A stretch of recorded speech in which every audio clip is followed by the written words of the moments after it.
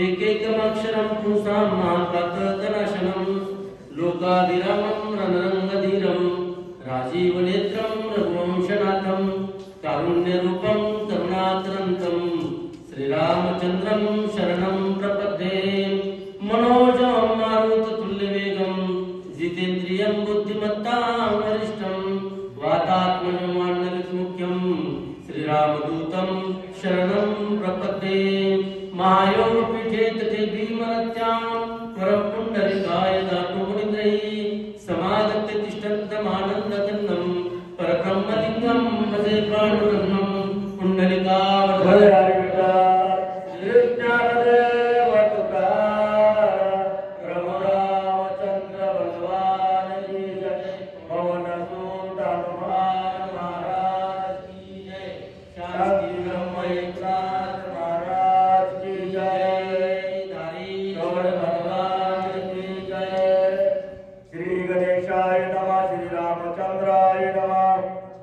कैकईच्या मजावळे त्याच्या मुहामध्या उगले श्रीराम वनवासा जवळी प्रिया प्रिया धाडी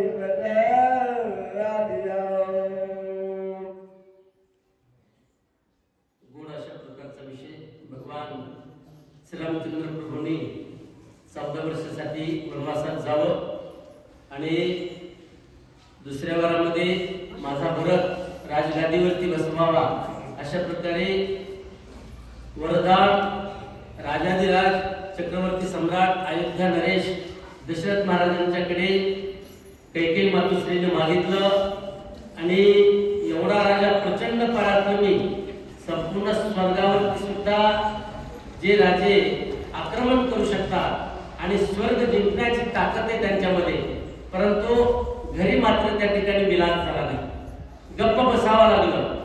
शरीरामध्ये आणि हृदयामध्ये जसे काही बाण त्या ठिकाणी लागावे तशा प्रकारे हृदयांची जी अवस्था आहे ती दशरथ महाराजांची झालेली आहे.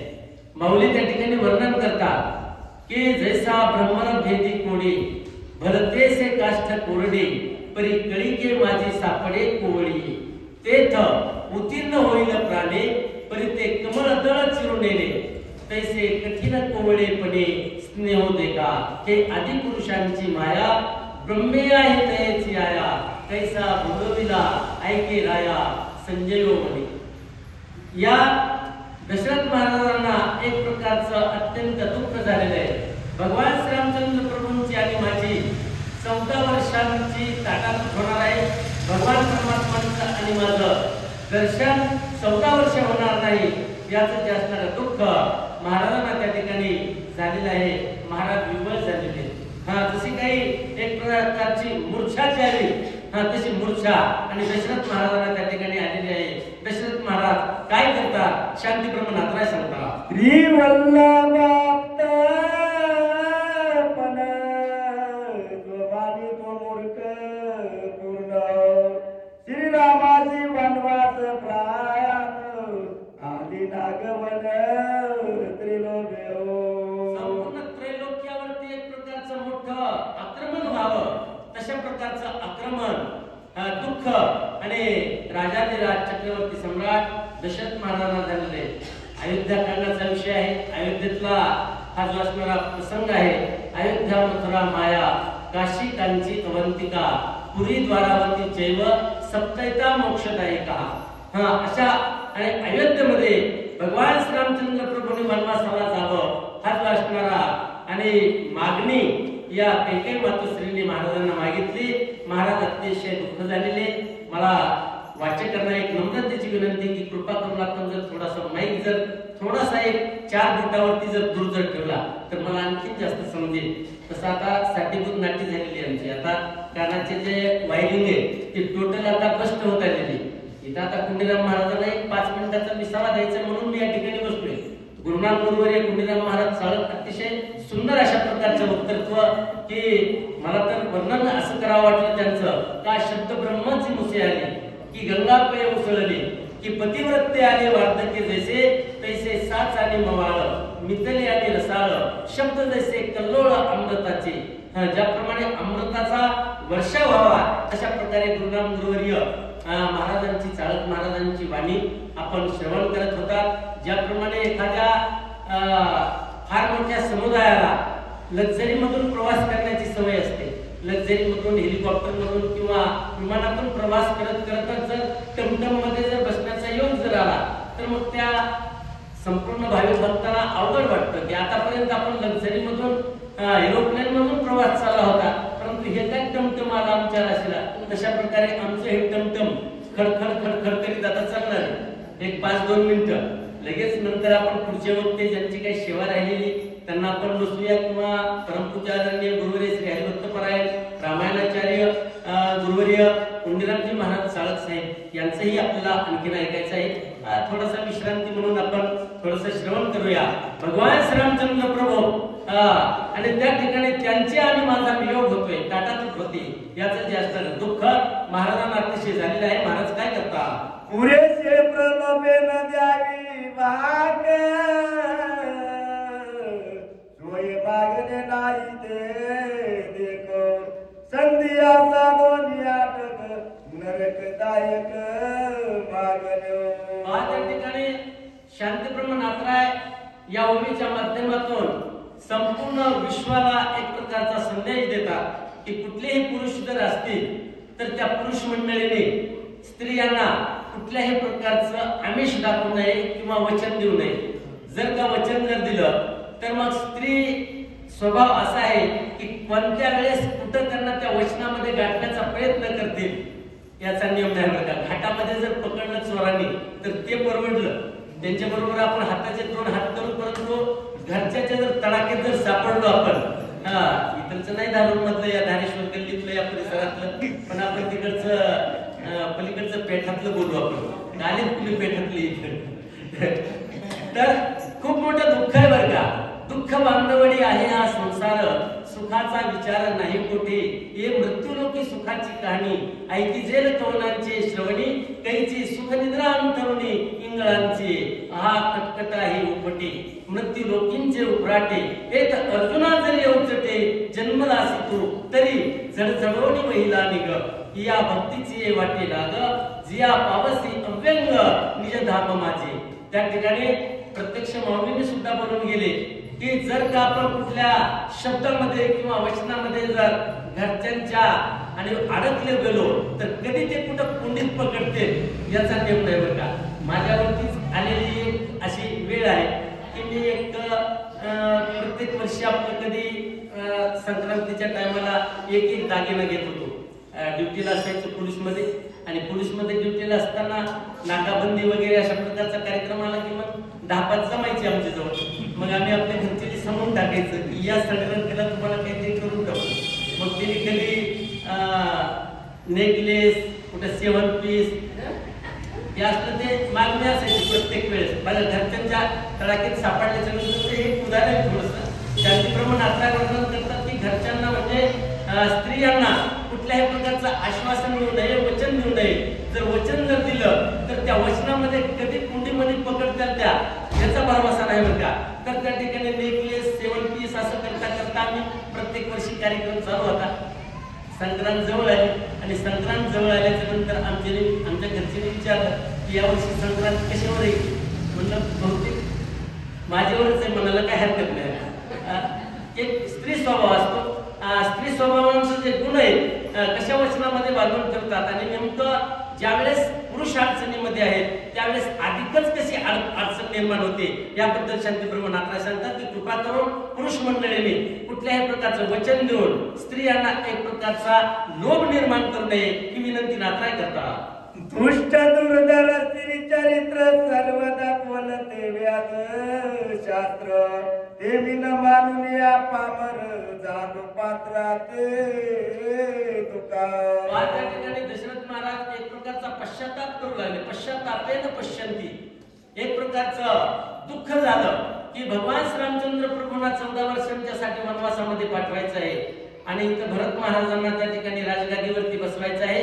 नियमाप्रमाणे भगवान श्रीरामचंद्र प्रभू अयोध्येच्या राजगादीचे वारसदार आहे आणि अशा वारसदार सुपुत्राला भगवान परमात्माला वनवासामध्ये पाठवणं हे किती मोठं दुःख महाराजांना झालेलं आहे की स्त्री स्वभावाच्या मध्ये मी अडकलो आणि स्त्री स्वभावाच्या मध्ये अडकलो. स्त्रियांना त्या ठिकाणी वचन देणं चूक आहे, परंतु माझ्याकडून ते देण्यात आलं. आणि इथं नेमकं मला ज्यावेळेस भगवान श्रीरामचंद्र प्रभूंना राजगादीवरती बसवायचे त्याच वेळेस जुन्या काळात कवतरी दिलेले जे 2 वर आहेत त्या वरांच्या मध्ये मला आणि वरदानामध्ये या कैकेयी देवीने मला गाठलेलं आहे. आता काय करावं म्हणून कृपा करून सर्व विश्वातील जेवढे पुरुष मंडळी आहेत, मग जपी असतील, तपी असतील, ग्रस्ताश्रमी असतील, त्या सर्वांच्यासाठी एक प्रकारचा दशरथ महाराज संदेश देतात की कृपा करून कुठल्याही वचनामध्ये स्त्रियांच्या आणि स्त्रियांना वचन देऊन बसू नका.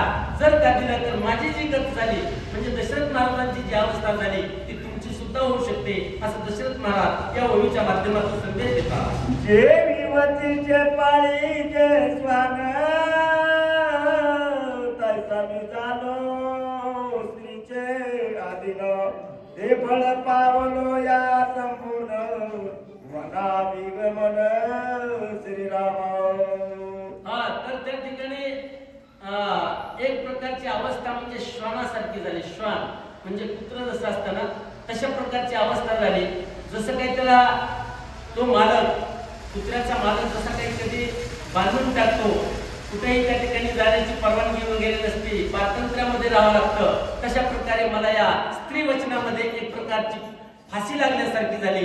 बंधनामध्ये अडकलो आणि या बंधनातून आता सुटणं मला शक्य वाटत नाही. असे दशरथ महाराज स्त्रियांना म्हणजे ज्या कैकेयी मातोश्रींना जो वरदान दिलेलं होतं त्या वरदानामध्ये आता मला अडकिलेलं आहे, गुंतवलेलं आहे.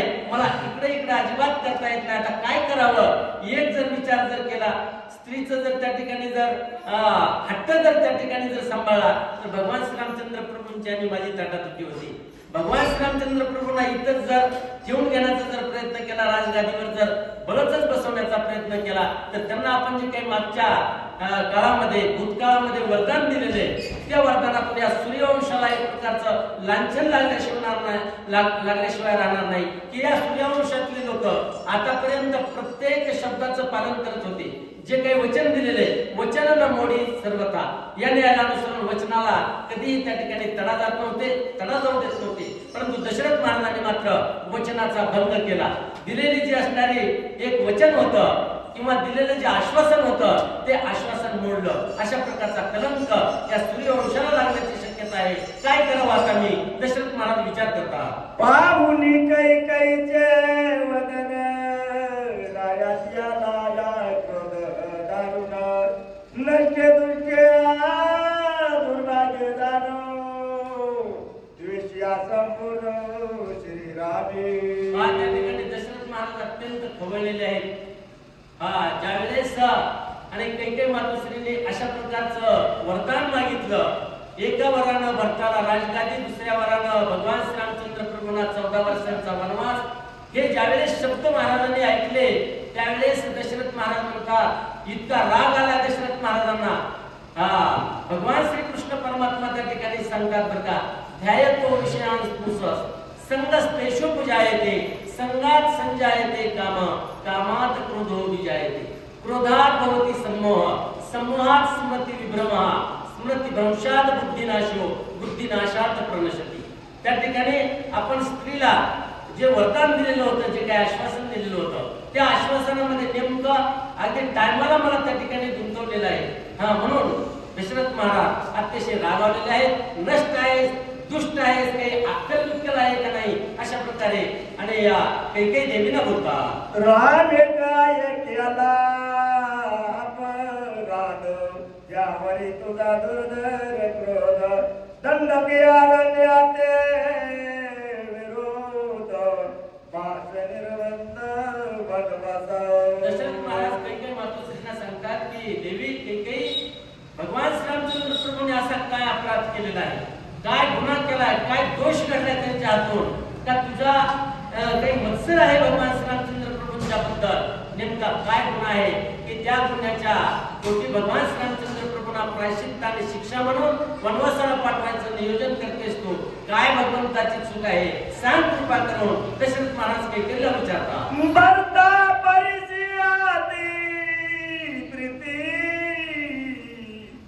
श्रीराम तुझी होती कोणी विकल्प गातला याचे ते श्रीराम प्रती आतिद्वेष भगवान श्रीरामचंद्र प्रभूंचं आणि कैकेयी देवींचं एवढं सत्य होतं त्याची आठवण दशरथ महाराज करून देतात की ज्यावेळेस कौसल्या देवींच्या सदनामध्ये राजप्रसादामध्ये श्रीरामचंद्र प्रभू आणि लहान असायचे त्यावेळेस जर का रात्रीच्याच वेळी त्याने हट्ट केला रडू वगैरे लागले तर कौसल्या देवी भगवान श्रीरामचंद्र प्रभूंना अलगद उचलायच्या तिथं काही ते रडायचे थांबत नव्हते खूप हट्ट घेतलेला असायचा त्यांची ती रडण्याची प्रक्रिया बंद पडत नव्हती म्हणून कौसल्या मातोश्रींनी भगवान श्रीरामचंद्र प्रभूंना अलगद अगदी उचलायचं आणि तुझ्या घरी म्हणजे कैकेयीच्या राजप्रसादामध्ये आणून सोडायचं आणि ज्याप्रमाणे कोकिळा गाते तशा प्रकारे तुझा तो उत्तम अशा प्रकारचा स्वर असायचा